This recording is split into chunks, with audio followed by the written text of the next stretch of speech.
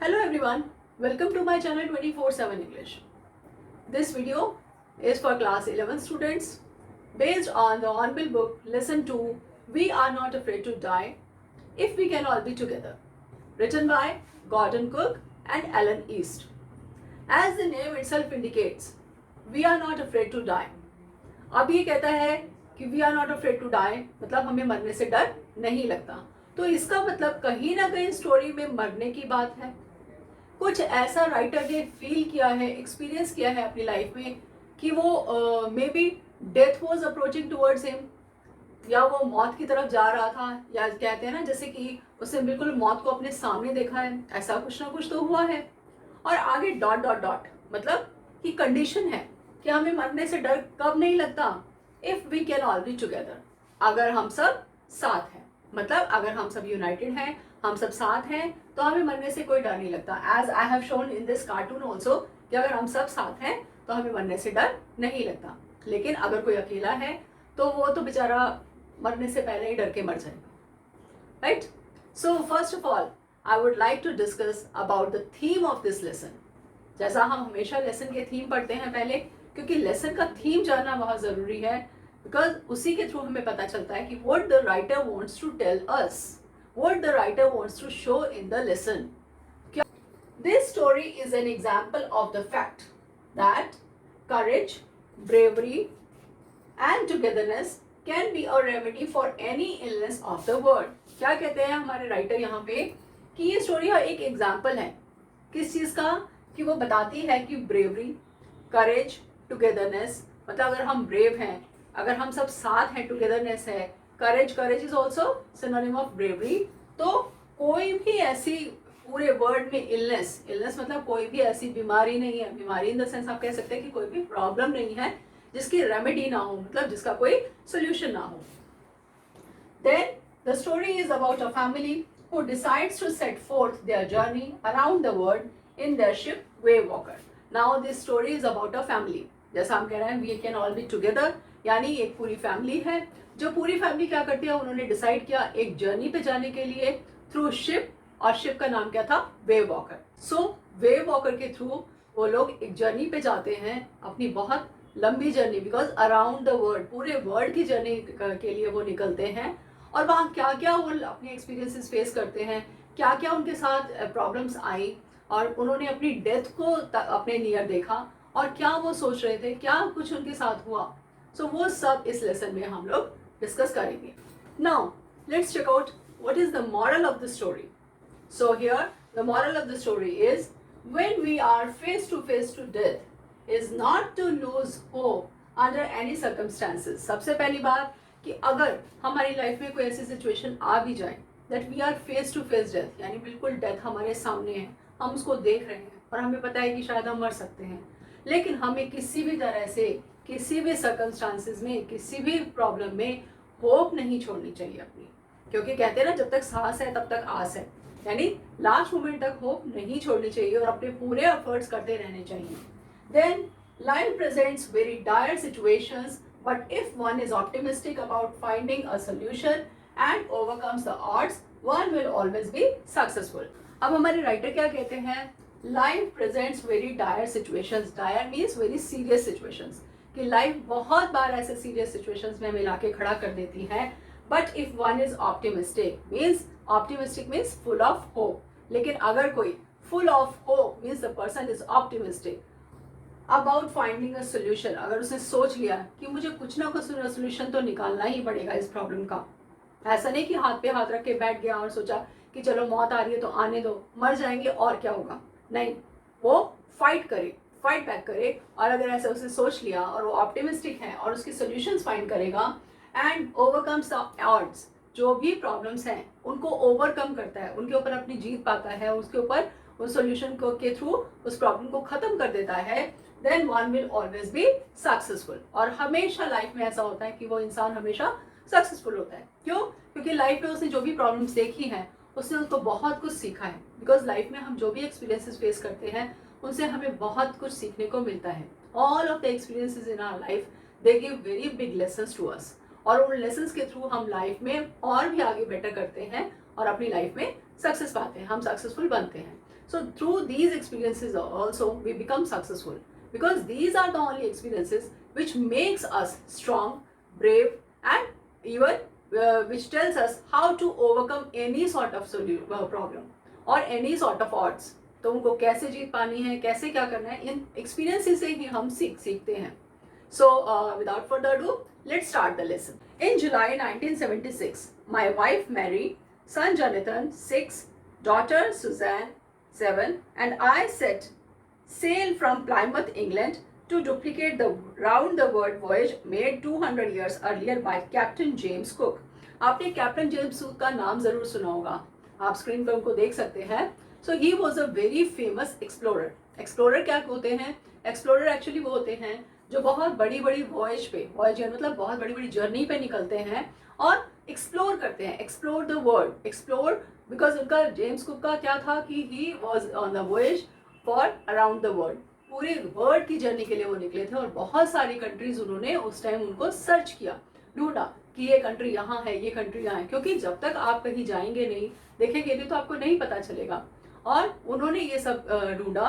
तो वो कहते हैं उनकी जो 200 इयर्स पहले की जर्नी थी उसको डुप्लीकेट मतलब उसको रिपीट करने के लिए कौन, जो हमारे राइटर हैं गॉर्डन कुक, उन्होंने 1976 ऑफ जुलाई ये डिसाइड किया. और कौन कौन? उनकी wife Mary, son Jonathan is the name of his son and he was 6 years old, and his daughter Susan who is 7 years old. और वो प्लायमouth इंग्लैंड से निकले जर्नी स्टार्ट करने के लिए. For the longest time Mary and I, a 37-year-old businessman. अब ये कौन है? Gordon Cook. Actually he is a 37 years old businessman. तो वो और उनकी वाइफ कहते हैं बहुत सालों से सोच रहे थे, had dreamt of sailing in the wake of the famous explorer, and for the past 16 years we had spent all our leisure time honing our seafaring skills in British waters. क्या बता रहे हैं कि उन्होंने और उनकी वाइफ ने कितने 16 ईयर्स से वो इस सब चीज़ को सोच रहे थे, प्लान कर रहे थे. क्योंकि कहीं आप बहुत बड़ी जर्नी पे निकलते हैं तो ऐसा नहीं होता कि अपना सामान पैक किया और अपना चल पड़े.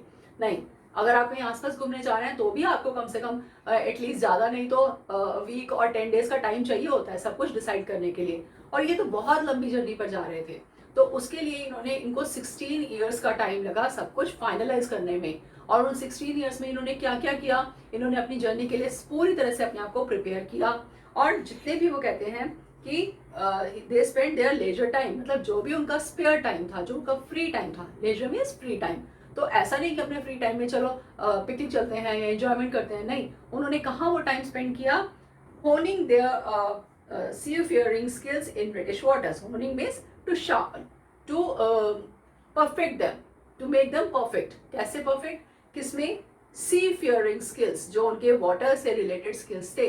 वाटर से रिलेटेड स्किल्स मतलब कि अगर आप अंडर वाटर चले जाएं या बहुत डीप वाटर में जाएं तो आपको कैसे सर्वाइव करना है, what you have to do in that situation. अगर आप सी में हैं और शिप पे हैं और बहुत ज़्यादा वेदर ख़राब हो जाता है, बहुत हेवी रेन्स हो जाती हैं, जैसा आपने मूवीज़ में भी देखा होगा कि दिखाते हैं शिप जा रहा है और बहुत तेज़ रेन्स हो गई है, बहुत बारिश हो गई है, तो ऐसे सिचुएशन में हमने किस तरह से हैंडल करना है और हमें क्या करना है और घबराना नहीं है. तो वो सब स्किल्स उन्होंने अपनी होन की, मतलब उसको परफेक्ट किया, उनको शार्पन किया उन स्किल्स को. और कहाँ पर? British waters. ब्रिटिश वाटर्स का मतलब कि वहाँ पे ब्रिटेन में जितनी भी वाटर बॉडीज थी वहाँ पे उन्होंने अपने स्किल्स को डेवलप किया, उनको शार्पन किया, उनको परफेक्ट किया. और उसके बाद उन्होंने डिसाइड किया कि अब हम जर्नी पे जाने के लिए बिल्कुल रेडी हैं.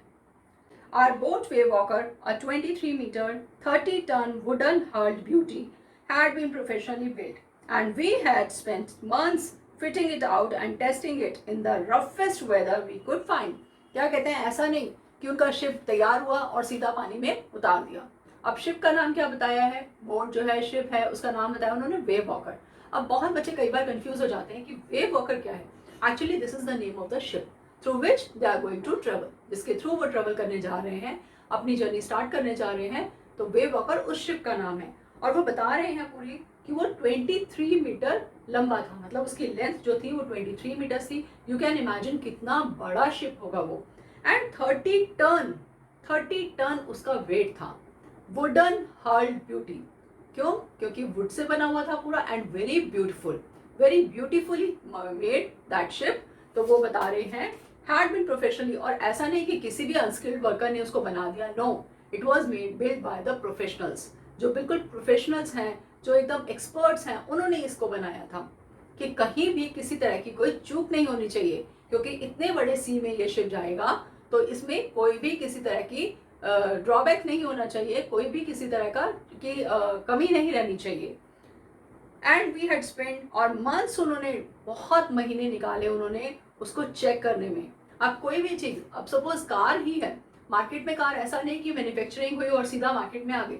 मैन्युफैक्चर होने के बाद गाड़ियाँ टेस्ट होने के लिए जाती हैं, तो प्रॉपर उनकी टेस्टिंग होती है, हर रोड पे उसको चला के देखा जाता है, उनके साथ वेट टेस्ट किया जाता है, उनके साथ प्रेशर का टेस्ट किया जाता है कि ज़्यादा प्रेशर होगा तो कैसे चलेगी गाड़ी, अगर बहुत तेज़ हवाएं हों तो कैसे चलेगी। तो वो सब उनकी टेस्टिंग होती है, उसके बाद वो मार्केट में आती है गाड़ी बिकने के लिए।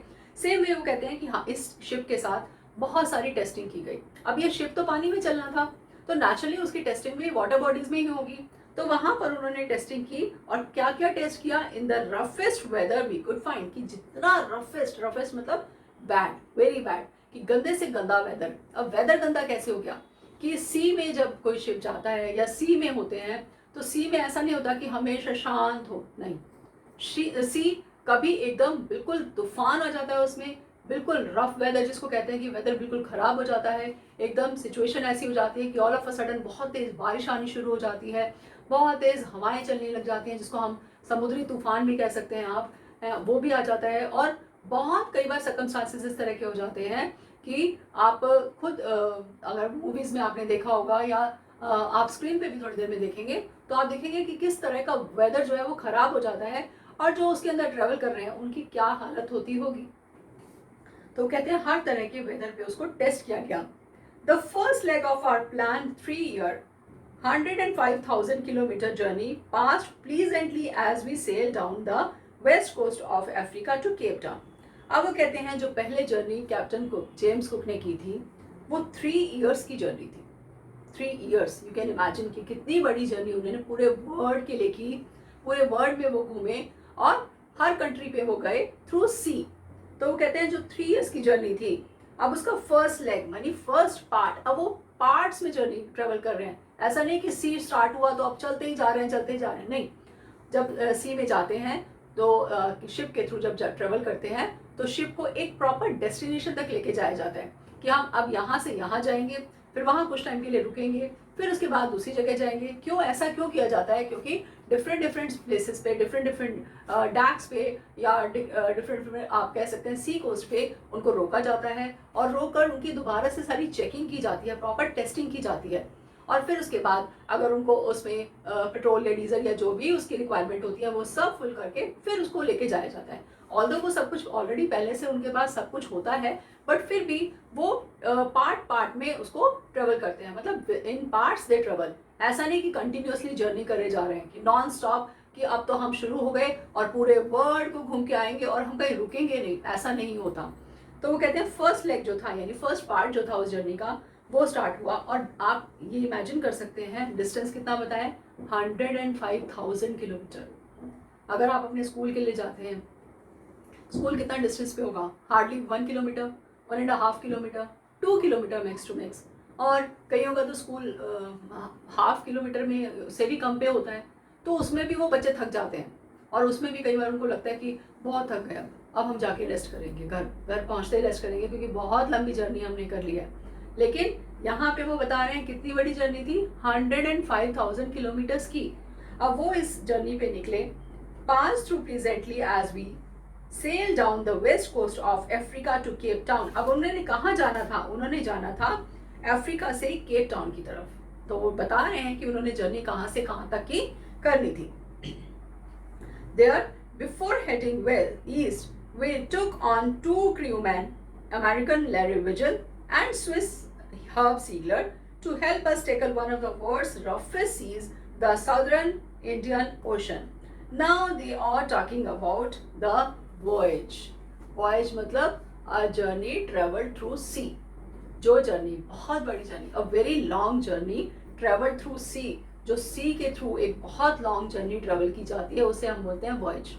जर्नी तो नॉर्मल जर्नी होती है, आप बाय रोड भी ट्रेवल कर सकते हैं, बाय एयर भी ट्रेवल कर सकते हैं, वो भी लॉन्ग जर्नी हो सकती है। But voyage, what's the difference between voyage and journey? Journey that is travelled by any by road or by air, anything. But when a long journey is traveled by a ship in the sea, then that journey is known as voyage. तो अब ये voyage की बात कर रहे हैं यहाँ पर, और ये कहते हैं कि वहाँ पर रास्ते में उन्होंने किसको लिया साथ में? 2 crewmen. crewmen मतलब अपने जो शिप पे जॉब करते हैं, जो काम करते हैं, कैप्टन के साथ होते हैं, those are known as crewmen. उनका पूरे क्रू होता है, पूरा ग्रुप होता है, और उसमें जो जो जॉब करते हैं उन सबको क्रूमैन बोला जाता है। तो यहाँ पे 2 क्रूमैन उन्होंने साथ में लिए। One was American, Larry Wiesel, एक अमेरिकन था Larry Wiesel, and the other was Swiss, Herb Seigler. Swiss means from Switzerland, Switzerland का था हर्ब सीगलर। ये 2 लोगों को उन्होंने अपने साथ लिया। क्यों? क्योंकि दीज वर एक्सपर्ट्स। कैसे एक्सपर्ट थे ये to help us tackle one of the world's roughest seas, क्योंकि ये जा रहे थे साउदर्न इंडियन ओशन में, which is known as the world's roughest sea, कि बहुत ही उसमें तूफान आते रहते हैं, आंधियां आती रहती हैं, उसमें स्मूथ जर्नी नहीं होती है। क्यों नहीं होती है स्मूथ जर्नी? क्योंकि वो हमेशा वहाँ पे कुछ उसका डायरेक्शन भी आप कह सकते हैं कि उस वजह से वहाँ पे आए दिन कभी तूफान आता रहता है सी के अंदर, बहुत मतलब क्लाउडी हो जाता है, all of a sudden rain start हो जाती है, मतलब कुछ ना कुछ ऐसा चलता रहता है, बहुत तेज तेज हवाएं शुरू हो जाती हैं, जिसकी वजह से जर्नी जो है वो इतना ईजी नहीं होती, इतनी स्मूथ जर्नी नहीं होती। तो इसलिए उन दोनों को उन्होंने साथ में लिया कि इन केस अगर कोई ऐसी प्रॉब्लम आ जाए तो at least they can tackle in any of such situation. Tackle means handle करना, कि वो कम से कम हैंडल कर सके, संभाल सके उस सबको। On our second day out of Cape Town, we began to encounter strong gales. अभी फर्स्ट डे जो था उन्होंने उसमें क्रूमैन को साथ लिया था दोनों को। अब सेकेंड डे में वो बता रहे हैं क्या कि केप टाउन से अभी ये निकले ही थे, out of Cape town, we began to encounter strong gales. Encounter means approaching or they were facing. क्या? Strong gales. Gales means very strong wind. बहुत जोर जोर से हवाएं चलना, जिसको आप समुद्री तूफान भी कह सकते हैं। इतनी जोर से हवाएं चलनी शुरू हो गई। For the next few weeks they blew continuously. अब इनकी तो बहुत लंबी जर्नी थी, इनकी बहुत लंबा वॉयज था, 105,000 किलोमीटर्स। तो वो 2-4 दिन या हफ्ते 10 दिन या मंथ में फिनिश नहीं होने वाला था। अब जब पहले जेम्स कुक ने वो जर्नी ट्रेवल की है तो उन्होंने he took around 3 years to complete that journey. तो डेफिनेटली अगर ये इस जर्नी को कर रहे हैं तो इतना जल्दी तो फिनिश नहीं होगा। तो अभी वो कहते हैं कि कुछ वीक्स ही हुए थे, फ्यू वीक्स मतलब 4 वीक्स कंसिस्ट 1 मंथ। तो अगर 4 वीक्स हो गए तो 1 मंथ हो गया, और मोर देन 4 वीक्स हो गए तो इसका मतलब 1 मंथ से भी ऊपर। तो कहते हैं अभी कुछ वीक्स ही हुए थे। They blew continuously gales did not worry me, but the size of the waves were alarming up to 15 meters as high as our main mast. अब क्या कहते हैं, गेल्स तो आ ही रही थी, उसको तो वो फेस कर ही रहे थे, लेकिन उससे वो घबराए नहीं, डरे नहीं, they didn't worry about that. Problem क्या आई कि जो वेव्स थी, वेव्स मतलब जो लहरें होती हैं सी के अंदर, those waves were alarming. Alarming मतलब खतरे की घंटी जिसको कहते हैं, कि वो घबराने वाली थी, कि कोई भी देखे तो घबरा जाए। और कितनी हाइट बता रहे हैं, अप टू 15 meters, इतनी ऊंची ऊंची हाइट थी उसकी वेव्स की, as high as our main mast. Main mast as you can see on the screen, जो ये सेंटर में है ऊपर तक, this is known as main mast. और यहाँ तक आप कह सकते हैं कि इतनी हाइट थी उनकी वेव्स की। December 25 found us 3,500 kilometers east of Cape Town. Despite atrocious weather, we had a wonderful holiday complete with a Christmas tree. अब 25 दिसंबर को क्या होता है? क्रिसमस होती है, and whole world celebrate Christmas on 25 दिसंबर। अब कहते हैं तब क्या हुआ, 3,500 किलोमीटर्स की जर्नी वो ट्रेवल कर चुके थे, and they have travel east of Cape Town. Cape Town की ईस्ट में वो जर्नी ट्रेवल कर चुके थे। Despite atrocious weather, atrocious means unpleasant और वेरी बैड वेदर, बहुत खराब मौसम हो गया था। वी हैड अ वंडरफुल, फिर भी उन्होंने अपना बहुत अच्छा वंडरफुल हॉलीडेज कंप्लीट कर लिया था विद अ क्रिसमस ट्री, क्योंकि क्रिसमस पे तो क्रिसमस ट्री होना that is must. Christmas tree के बगैर क्रिसमस क्या बनेगा? तो वो क्रिसमस ट्री के साथ उन्होंने अपना बहुत अच्छा हॉलीडे स्पेंड किया था। New year's day saw no improvement in the weather, but we reason that It had to change soon and it did change for the worse. अब कहते हैं 25 दिसंबर के बाद क्या आता है, हमारा न्यू ईयर आता है, फिर हम न्यू ईयर सेलिब्रेशंस में लग जाते हैं। तो कहते हैं 25 दिसंबर तक तो ऐसा मौसम था और 25 दिसंबर के बाद उन्हें लगा शायद थोड़ा ठीक हो जाएगा, पर न्यू ईयर के बाद कहते हैं मौसम चेंज तो हुआ, लेकिन चेंज कैसा हुआ, टू द वर्स, कि और ज़्यादा खराब हो गया। वर्स मतलब बैड, वेरी बैड। तो अब और ज़्यादा खराब हो गया। At dawn on January 2, the waves were gigantic. Dawn means very early morning, जिसको हम कहते हैं कि बिल्कुल सुबह सुबह की जो एक हमें लाइट हल्की सी नजर आती है, that is dawn. And the opposite of dawn is dusk. Dusk. And early morning is known as dawn, as you can see on the screen. So on dawn, at dawn on 2nd January, अब 2nd January आ गया, 31st दिसंबर हमारा new year start हो जाता है at 12 in the midnight, और अब ये 2nd जनवरी की बात कर रहे हैं। The waves were gigantic, gigantic means very very huge, बहुत बड़ी बड़ी वेव्स जो है वो शुरू हो गई आनी। And we were sailing with only a small storm jib. Storm jib you can see on the screen, this is storm jib. और ये किस लिए होती है, ये बेसिकली डायरेक्शन के लिए होती है और थोड़ा स्पीड को कम करने के लिए होती है, कि इससे शिप की या बोट की स्पीड जो है वो थोड़ी कम हो जाती है। एंड डायरेक्शन कैसे, कि किस तरह की हवा, किस तरफ की हवा है, किस डायरेक्शन में हवा है, वो इससे पता चल जाता है। एंड वो still making 8 knots. Now 8 knots means यहाँ पे नॉट्स का मतलब गांठे नहीं है, यहाँ नॉट्स का मीनिंग है कि this is the unit of speed. ये स्पीड की यूनिट बता रहा है कि वहाँ पे क्या शिप की जो स्पीड थी that was around 8 nautical miles per hour, मतलब 1 आवर में 8 माइल्स के अप्रॉक्सीमेट वो ट्रेवल कर रहा था, कि इतनी स्पीड उसकी चल रही थी। 8 miles you can say approximately very near to 8 kilometers. So as the ship rose to the top of each wave, we could see endless enormous seas rolling towards us, and the screaming of the wind and spray was painful to the ears. अब जैसे जैसे ship उन waves के ऊपर से जा रहा था, उनके टॉप पे आ रहा था, तो उनको पूरा सी जो है वो दिखाई दे रहा था और ऐसा लग रहा था जैसे बिल्कुल टॉप पे आ गए हैं और पानी पानी है बस। और उनको मतलब आप इमेजिन कर सकते हैं कि उनको डर भी लग रहा होगा। और वो क्या कहते हैं कि इतना ज़्यादा शोर था, स्क्रीमिंग ऑफ द विंड, मतलब शोर इतना ज़्यादा था विंड का, हवा की इतनी तेज चिल्लाने जैसी आवाज़ आ रही थी। And spray was painful to the ears, और उनकी जो आवाज़ें थी वो कानों को चीरती हुई जा रही थी। That was painful to the ears. आपने देखा होगा कभी कभी आप कहीं बैठे हैं, कोई बच्चा या कोई बड़ा बहुत ज़ोर से चिल्लाने लग जाता है, तो आपके कानों को एकदम लगता है कि जैसे कानों में से निकल रहा है, पर आप कहते हैं कि शांत करो, चुप करो, या फिर आप टीवी या रेडियो का वॉल्यूम बहुत ज़्यादा इंक्रीज कर देते हैं, तो कई बार वो भी हमारे ईयर्स को अच्छा नहीं लगता। We don't like that thing, तो हम इमीडिएटली कहते हैं कि स्लो डाउन द वॉल्यूम, कम करिए इसको। To slow the boat down we drop the storm jib and lashed a heavy moving rope in a loop across the stern. अब stern आप देख सकते हैं स्क्रीन के ऊपर, और वो कहते हैं कि स्टॉर्म जिप को उन्होंने नीचे कर दिया, ड्रॉप मतलब उसको नीचे ले आए। क्यों? क्योंकि उसको स्लो डाउन करने के लिए, अपनी बोट को स्लो डाउन करने के लिए, उसकी स्पीड कम करने के लिए वो उसको नीचे ले आए। अब स्पीड क्यों कम कर रहे थे? क्योंकि वेव्स इतनी तेज आ रही थी, और अगर उनका शिप भी बहुत स्पीड से चलता तो वो शिप जो है वो कुछ भी हो सकता था, यू कैन से कि एक्सीडेंट हो सकता था, गिर सकता था, पलट सकता था। सो उन्होंने सोचा कि जब वेव्स इतनी ज़्यादा स्पीड से चल रही हैं तो हमें स्लो चलने में ही भलाई है। एंड उन्होंने रोप्स जो है वो स्टर्न की तरफ उसको बांध दिया। Then we double lash everything, went through our life raft drill, attached lifelines, donned oilskins and life jackets and weighted.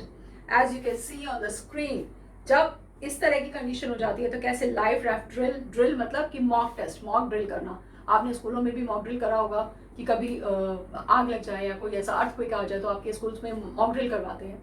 तो mock drill is basically a type of you are doing something if the situation happens. लेकिन ये सब चीज़ें तो वो पहले कर चुके थे, अब यहाँ पे वो फिर से ये, क्योंकि सिचुएशन बहुत ख़राब होती जा रही थी, वेदर ख़राब होता जा रहा था, तो वो सब चीज़ें वो दोबारा से करने लगे। उन्होंने सब कुछ डबल चेक कर लिया और उन्होंने लाइफ जैकेट्स पहन ली, उन्होंने ऑयल स्किन्स लगा ली, ये सब। और उसके बाद वो लाइफ राफ्ट ड्रिल्स जो है वो करने लगे। लाइफ राफ्ट ड्रिल्स क्या, कि राफ्ट के ऊपर अगर पलट जाए तो कैसे उस पर चढ़ना है। राफ्ट ड्रिल क्या होती है? जैसे मॉक ड्रिल्स होती हैं कि आप किसी एक्चुअल ड्रिल करने से पहले उसको एक बार टेस्ट कर रहे हैं। जैसे स्कूलों में अभी आपने देखा होगा, आप मॉक ड्रिल्स करते हैं किसके लिए, सपोज जैसे अर्थक्वेक के लिए, या अगर कोई फायर की केस हो जाए तो आप मॉक ड्रिल करवाते हैं स्कूल में कि बच्चों को कैसे बचना है, कैसे सब बच्चों को बाहर निकल के अपने ग्राउंड में गैदर होना है, they should gather in the ground open area.